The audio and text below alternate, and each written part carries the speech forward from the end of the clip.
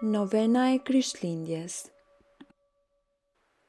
Me që nëse prindi ynë i parë Adami ishte rebeluar kundër Zotit, ai u dëbua nga parajsa dhe solli mbi veten dhe të gjithë pasardhësit e tij dëshkimin e vdekjes së përjetshme.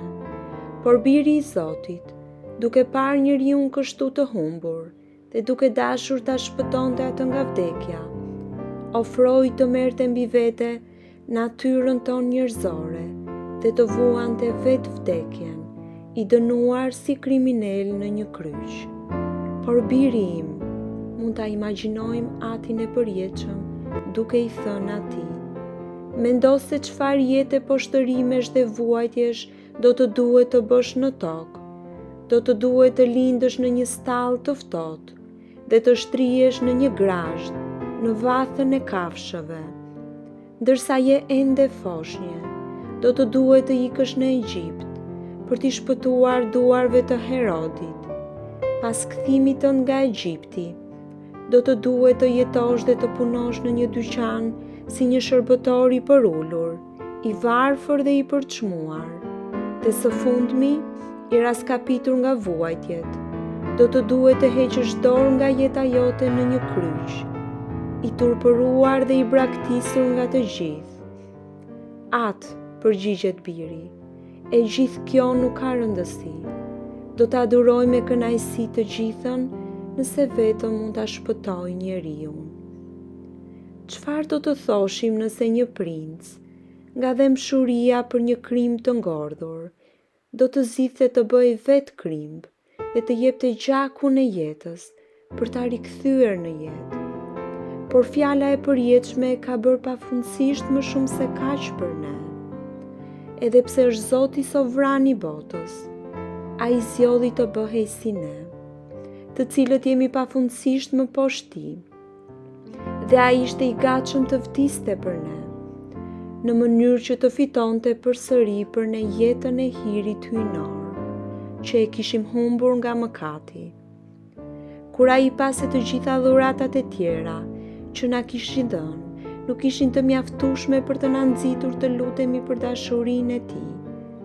Ai u bë vetë njeri dhe na dha vetveten të gjithëve. Fjala u bë mish dhe banoi midis nesh.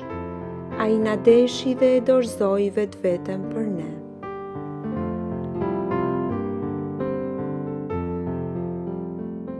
O biri madh i Perëndis, ti e bër njeri për t'u dashur nga njerëzit, po ku është dashuria që njerëzit të japin në këmbim?